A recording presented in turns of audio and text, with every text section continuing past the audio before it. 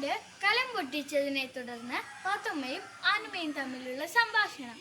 വെള്ളിക്കാക്ക, ഇതെന്റെ ആടല്ല, ഇത് ഇത്തത്തിന്റെ ആട് തന്നെയാണ്.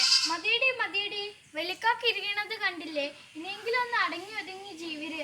ഇത് എന്റെ ആടാണെന്ന് നിനക്കെങ്ങനെ അറിയാം? അതൊന്ന് പറ. വെള്ളിക്കാക്ക അറിയാനാ? ഇത്തത്തിന്റെ ആട് വന്ന ഉടൻ ഞാൻ എന്റെ ആടിനെ അകത്തു കൊണ്ടുപോയി പിടിച്ചു കെട്ടും. ഇത്തത്തിന്റെ ആട് എന്റെ ആടിന്റെ പുല്ല് കട്ടി തിന്നും, ഞങ്ങളുടെ കപ്പപ്പൊട്ട് കട്ടി തിന്നും, ഞങ്ങളുടെ കരുംചായയും കട്ടി കുടിക്കും. പിള്ളേർക്കൊന്നും കിട്ടാറില്ല, എല്ലാം ഇത്തത്തിന്റെ ആട് തിന്ന് തീർക്കും. മതിയടി, കക്കാത്ത നിന്റെ ഒരു ആട്. നിനക്ക് എവിടുന്ന ആട്?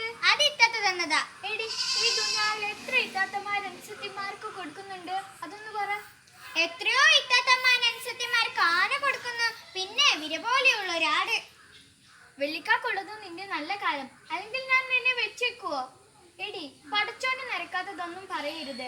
എനിക്ക് 2 ആടുണ്ടായിരുന്നു. അതിലൊന്ന് എന്റെ പൊന്നനുസത്തിയായ നിനക്ക് ഞാൻ തന്നു, അത് ഓർത്തോ?